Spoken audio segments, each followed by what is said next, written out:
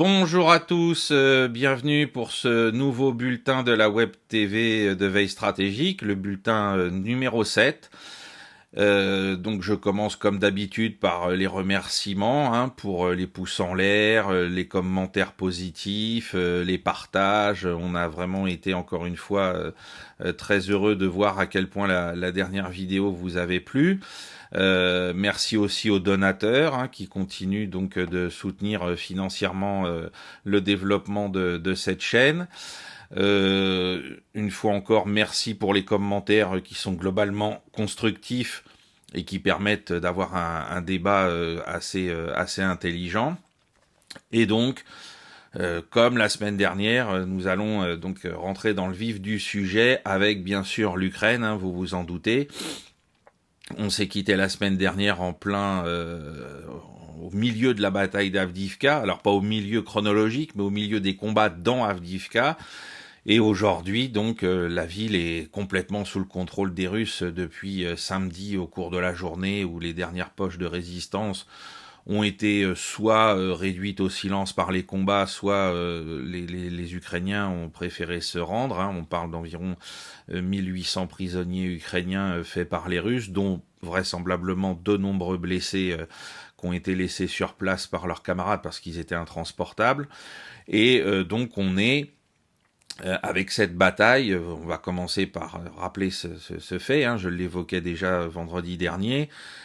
On est face à la 5e victoire de l'armée russe en zone urbaine depuis le début de l'opération, enfin de ce que les Russes appellent l'opération militaire spéciale, depuis le 24 février 2022.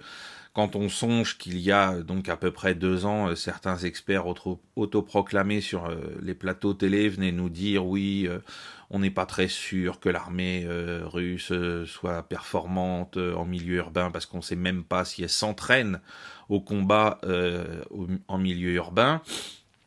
Alors comme moi je l'ai expliqué dans mon livre sur Mariupol quelques mois plus tard, en juin-juillet 2022, j'ai trouvé tous les documents qui, dans les think tanks anglo-saxons, sur les sites des think tanks anglo-saxons, qui prouvaient que l'armée russe, depuis la guerre en Syrie, non seulement donc avait participé à des combats en zone urbaine en Syrie, et puis que bien sûr, elle en tirait les leçons, et que sa doctrine par rapport à la doctrine occidentale calquée sur celle de l'armée américaine était en cours de réévaluation et de gestation, et qu'elle n'était pas donc un objet fini, mais que néanmoins, bien sûr, l'armée russe était à l'œuvre pour penser une nouvelle doctrine de guerre urbaine sur les bases des opérations qu'elle avait pu soit accompagner, soit auxquelles elle avait participé en Syrie. Et la preuve, c'est que donc que ce soit à Mariupol, à Severodonetsk, Lysychansk, puis ensuite à Bakhmout et maintenant à Avdiivka, eh bien, elle a pris l'ascendant dans une guerre non plus asymétrique comme contre les éléments soit d'Al-Qaïda, soit de Daesh en Syrie, mais aussi donc là contre une armée du fort au fort, une armée qui est, rappelons-le, soutenue, équipée, instruite en partie par les membres de l'OTAN. Et donc là, du fort au fort, dans une guerre conventionnelle, l'armée russe a pris l'ascendant 5 fois en 2 ans dans des combats vraiment très importants, et notamment la Avdiivka qui était donc la zone la plus importante en termes de fortification de toute l'Europe, et je rappelle, puisqu'on m'a posé la question, que c'est à plusieurs reprises, alors j'ai pas retrouvé les interviews en question sur le web parce qu'ils remontent à début 2000, à mars 2022, mais c'est ce que le colonel Goya a notamment répété maintes et maintes fois, en comparant d'ailleurs, ça c'était assez intéressant, ce niveau de fortification d'Avdiivka par rapport à celui du 38e parallèle entre la Corée du Nord et la Corée du Sud. Donc déjà, la conquête de Bakhmout était quelque chose d'important. La conquête de Mariupol l'était tout autant, mais elle était dans un système de combat un peu particulier, puisque là, les défenseurs n'avaient aucune chance de pouvoir s'enfuir. Et puis là, à Avdiivka, on était dans une opération contre la zone la plus fortifiée, la plus puissante défense du secteur, de tout le front, et donc probablement de toute l'Europe. Je rappelle que cette zone a été fortifiée en plusieurs phases de 2015, fin 2015 jusqu'à 2017, que l'ensemble donc des points d'appui autour de la ville, je pense notamment au fameux point d'appui Zénith dont on a parlé la semaine dernière, tous ces endroits ont été non seulement dotés de systèmes de tranchées, de boyaux de communication, de postes de tir, mais surtout ce qui les rendait très difficiles à prendre, c'est qu'ils bénéficiaient de souterrains. De bunkers enterrés pour protéger les troupes et les cantonnements.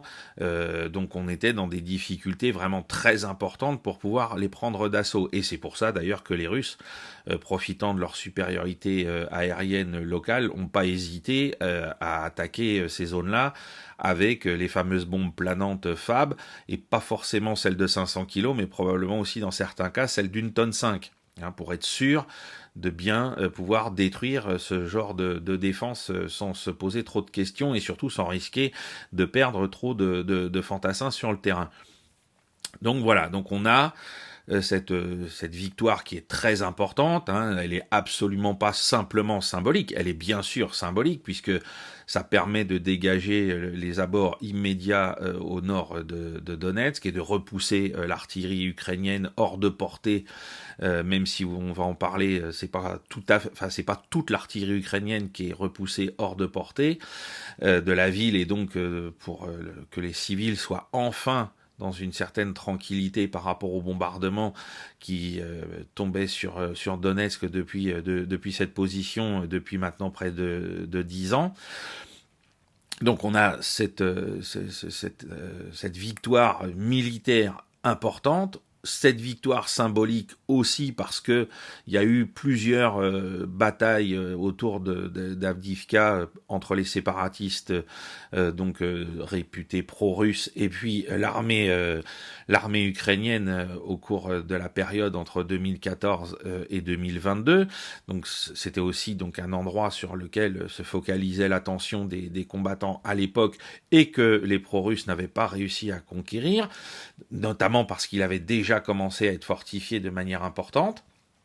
Donc ensuite on a le facteur symbolique, parce que bien évidemment perdre une telle ville pour les Ukrainiens, c'est quelque part perdre la face, et puis pour les Russes la conquérir enfin, bien sûr que là aussi symboliquement pour eux c'est très important.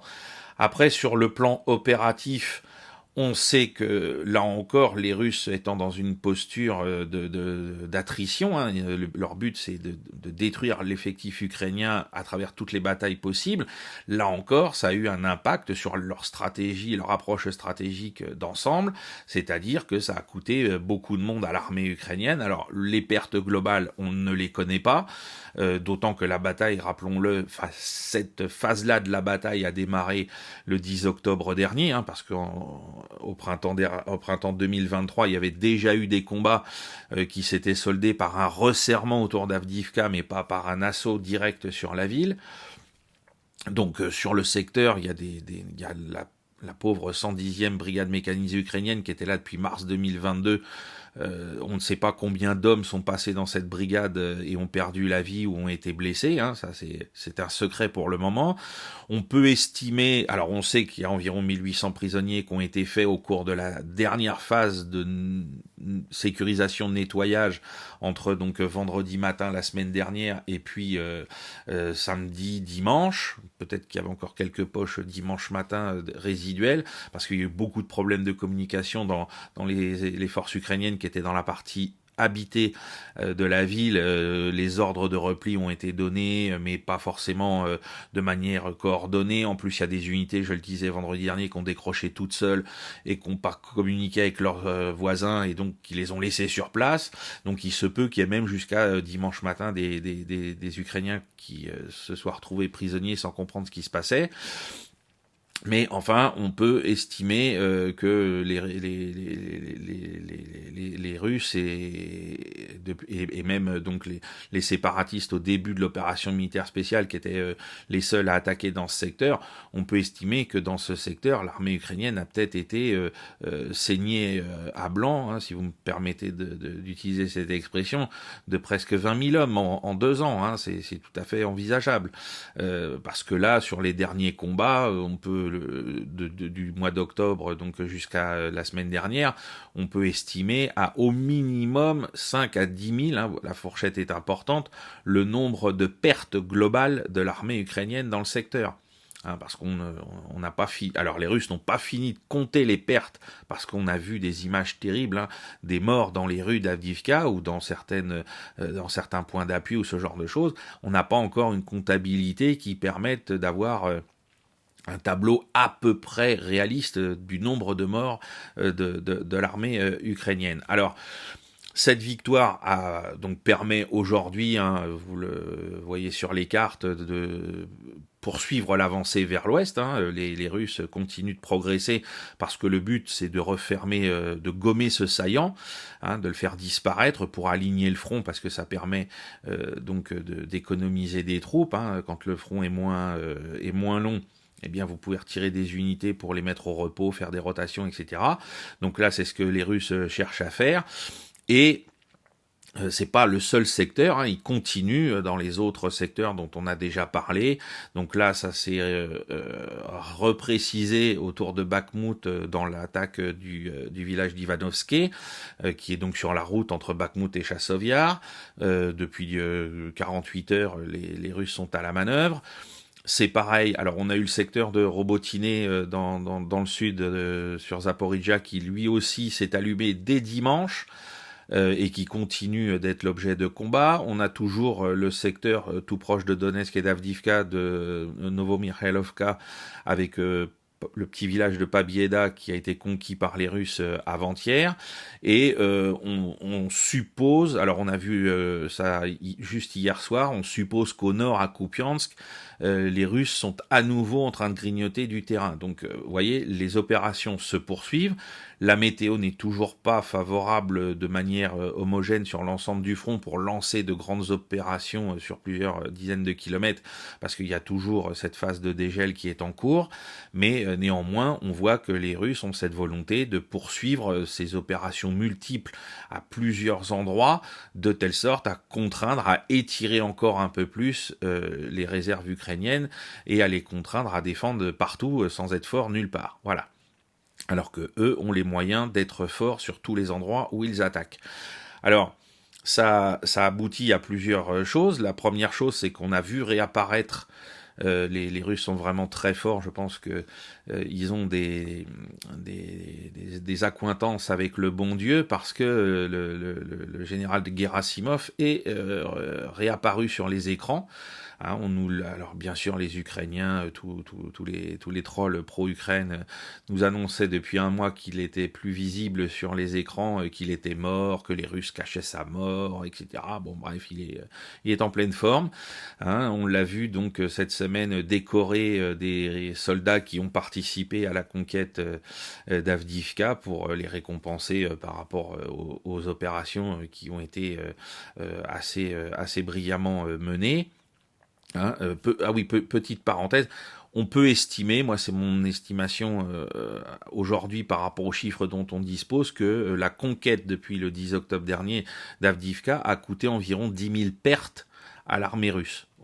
Après, ça peut être un peu plus, probablement peut-être un peu plus, parce que les combats en zone urbaine sont toujours extrêmement difficiles, et qu'il y a environ une centaine de blindés, donc véhicules de transport de troupes blindés, etc., et chars qui ont été définitivement perdus, parce qu'il y en a probablement beaucoup plus, on peut penser qu'il y en a presque 250 à 300 qui ont été touchés, mais vu qu'ils sont restés dans les lignes que les Russes maîtrisent, il y a de fortes chances que dans ce rapport-là, ces engins-là, soient réparables et en cours de réparation, voire déjà réparés. Excusez-moi cette petite parenthèse. Donc voilà, les Russes ont remontré à grande force d'image Gerasimov. pour nous prouver qu'il était en pleine santé, hein, qu'il n'y avait aucun problème et qu'il pouvait bien sûr tirer les lauriers de cette victoire. Hein, parce que là, sa réapparition, elle est vraiment, elle a, je l'imagine, été calculée par les services de propagande russes. Hein, on ne le voit pas pendant un mois, ça fait, excusez-moi cette expression, jaser sur tous les réseaux sociaux, et puis au moment où Avdiivka est enfin entre les mains des Russes, il ressurgit pour distribuer des décorations. Voilà le coup de communication parfaitement réussi et orchestré par les Russes. Alors maintenant, ce qu'il faut bien comprendre pour la situation sur le terrain pour l'armée ukrainienne, c'est que donc face à cette défaite au cours de laquelle, ah oui, excusez-moi encore cette petite digression, on a vu que vendredi dernier, on ne savait pas, à l'heure où j'enregistrais, ce qu'il en était côté ukrainien des ordres de repli de la garnison d'Avdiivka par le général Syrski. Aujourd'hui, il semblerait qu'on a assisté à, là aussi, une opération de communication, c'est-à-dire que, comme je viens de l'expliquer, il y a des unités ukrainiennes vendredi dernier qui décrochaient toutes seules, et voyant ça, l'ordre d'évacuation est venu valider ce qui se passait sur le terrain. Mais il n'y a pas eu un ordre antérieur au démarrage du décrochage des unités ukrainiennes. Ce qui fait que on peut pas, je reviens là-dessus parce que j'en ai parlé sur TV Liberté dans le journal lundi dernier, je pensais que au départ, Syrski avait donné un ordre de repli et que les unités s'étaient repliées en répondant à son ordre, et en fait, il semblerait que non, c'est-à-dire que le retrait, le repli, le décrochage a commencé avant son ordre et qu'il est venu finalement valider une situation qui était déjà en cours. Ce qui fait qu'il est compliqué de venir dire qu'il a changé de stratégie et qu'il n'était pas prêt à tenir la ville jusqu'au bout.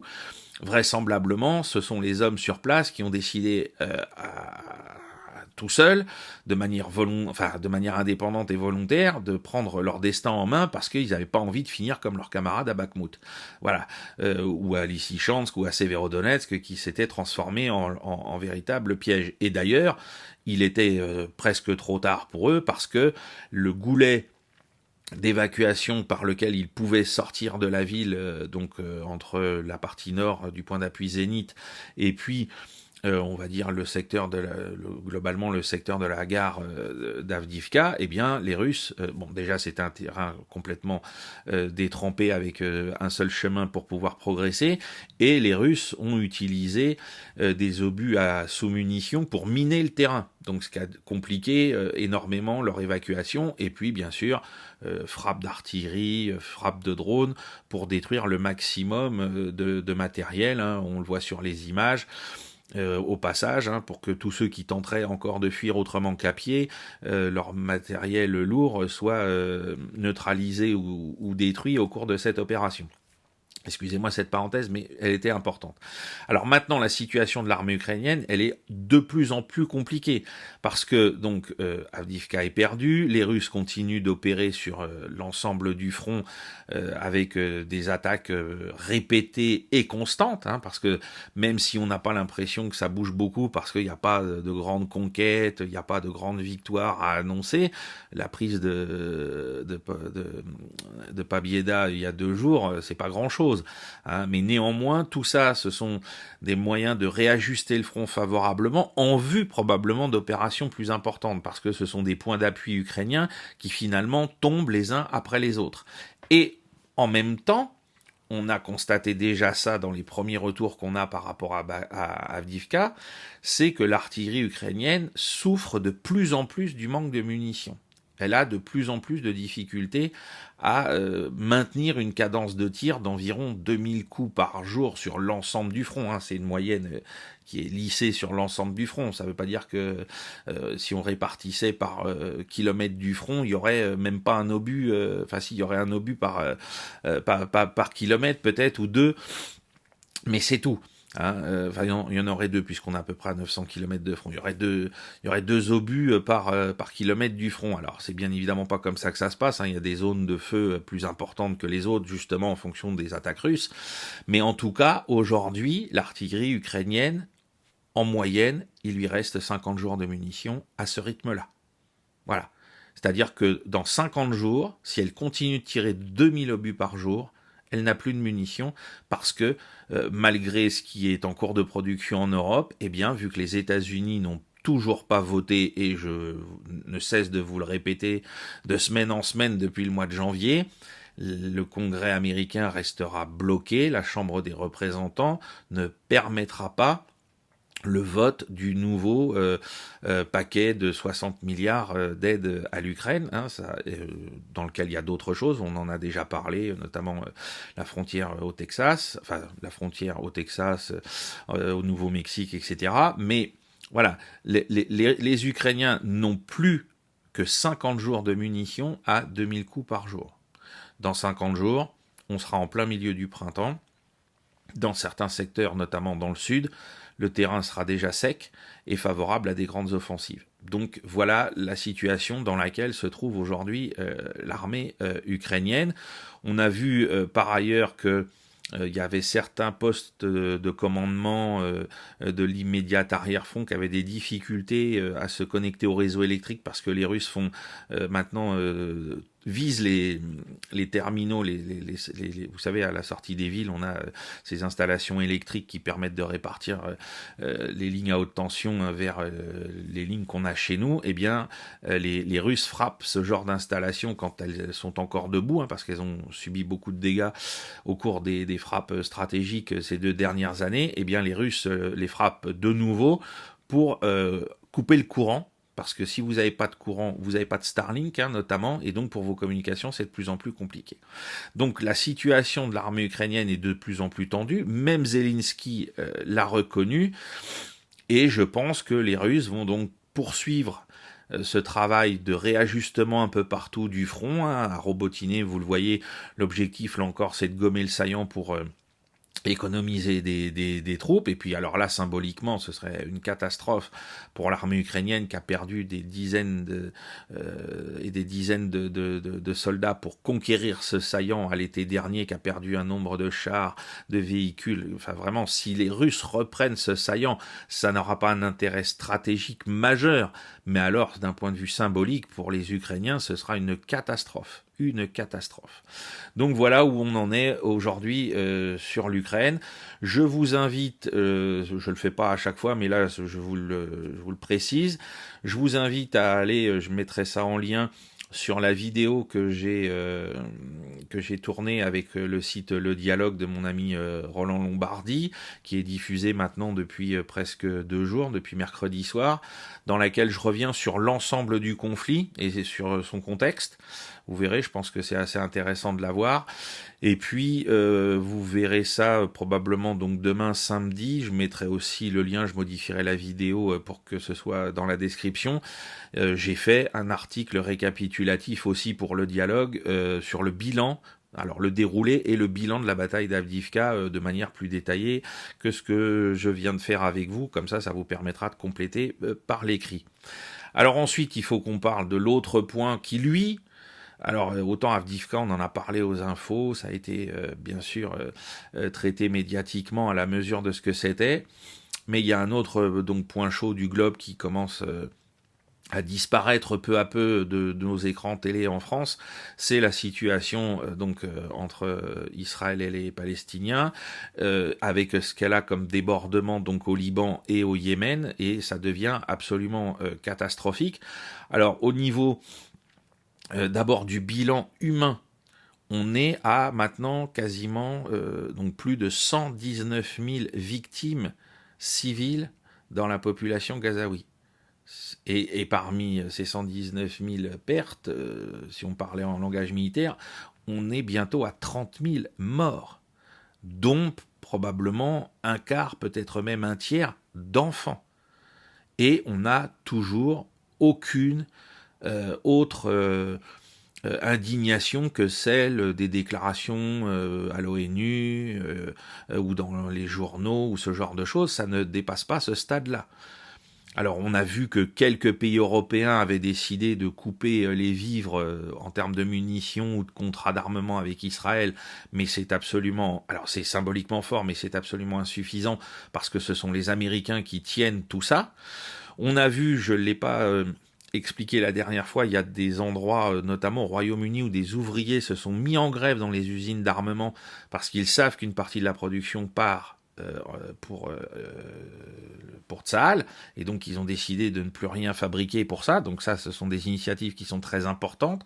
Je rappelle, malgré ce que certains peuvent venir me dire en commentaire sur des chiffres qui sont complètement fantaisistes, et on peut le voir sur les images, que la résistance civique du peuple israélien se poursuit pour réclamer le départ de Benjamin Netanyahou, la fin de son gouvernement, la fin de la colonisation, etc. En Cisjordanie.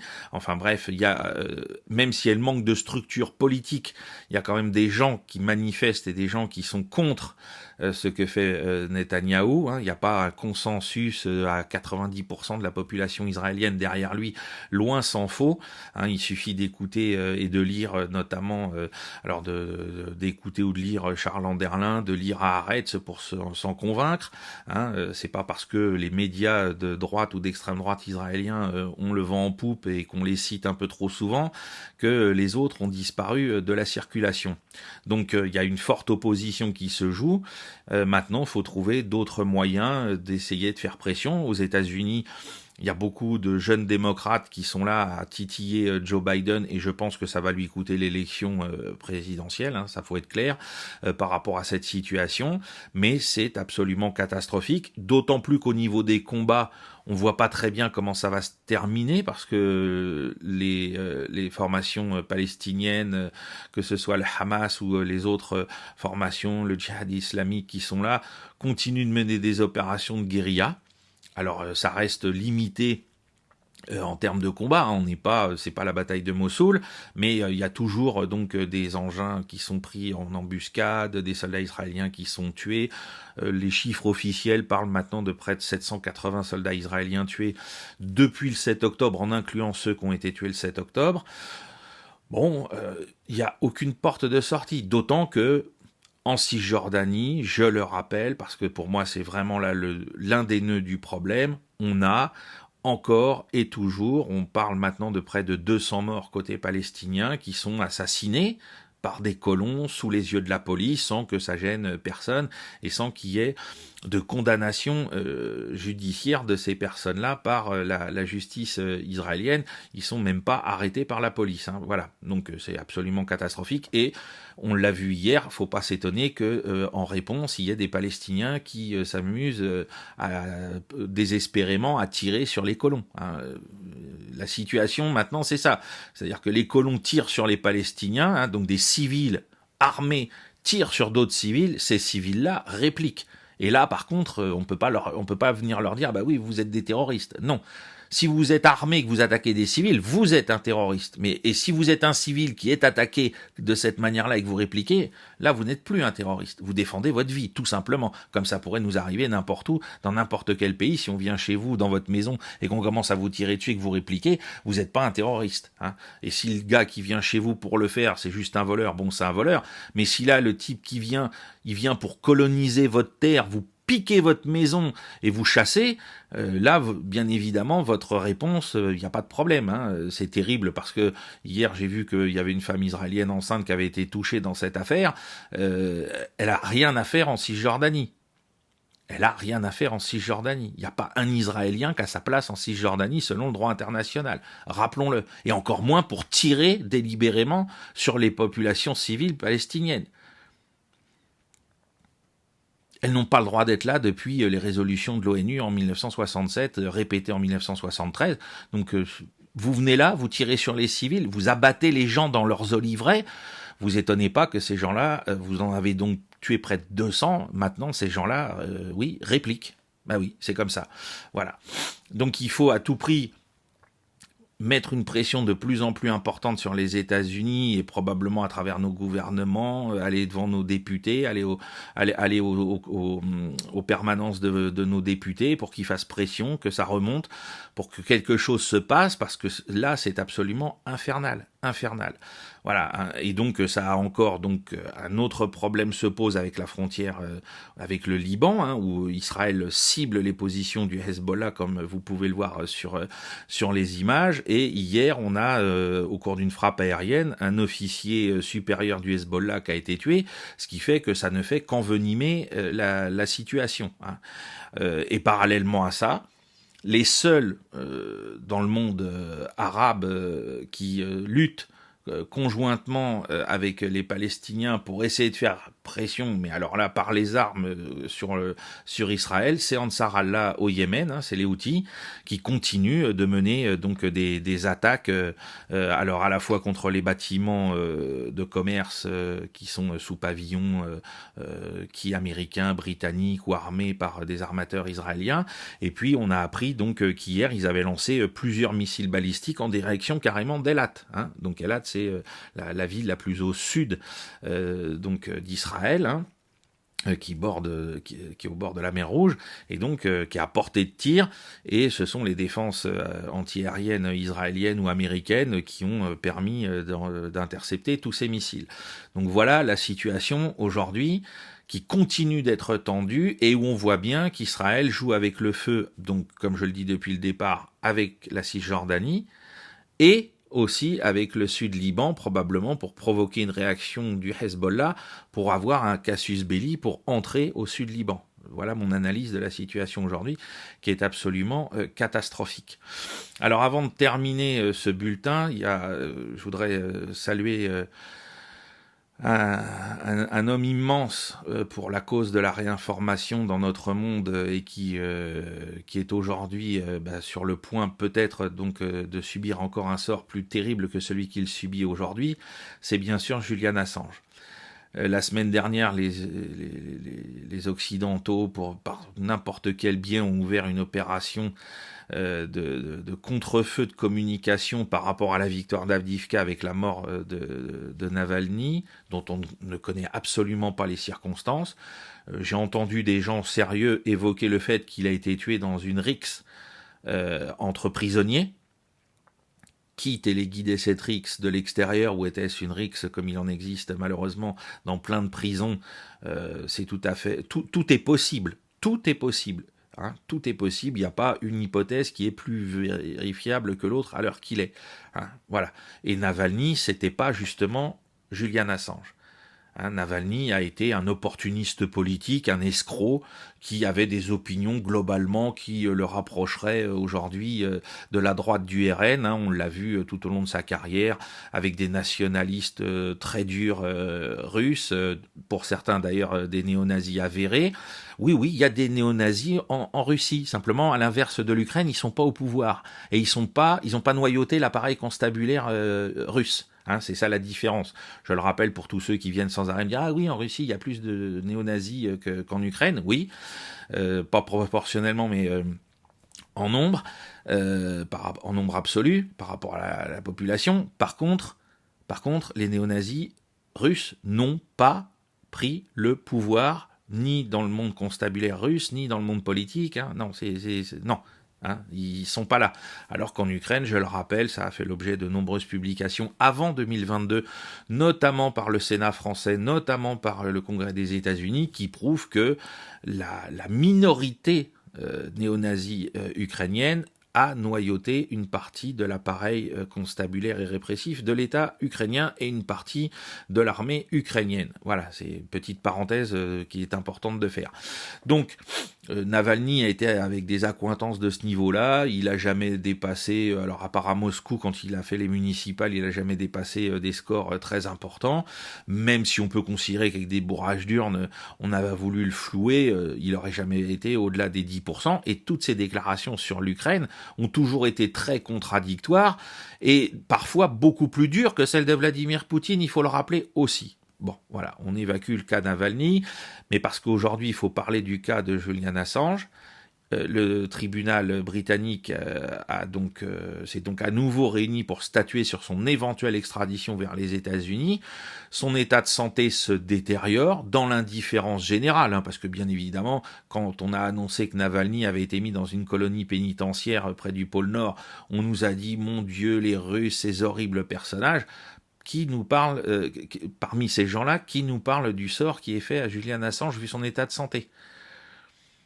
Est-ce que M. Macron, qui s'est fendu d'une espèce de déclaration, encore une fois très ampoulée sur la mort de Navalny, a accepté ce que M. François Hollande avait refusé, c'est-à-dire de donner l'asile politique à Julian Assange pour le sauver de son sort?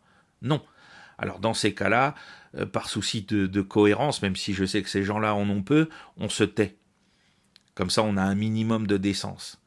Donc voilà, donc aujourd'hui, on a un gros problème parce que Assange risque cette extradition qui donc aboutirait à ce qu'il purge cette peine folle de plus de 150 ans de prison aux États-Unis par le biais du cumul des peines et qui assurerait qu'il finirait, comme Navalny, par mourir en prison.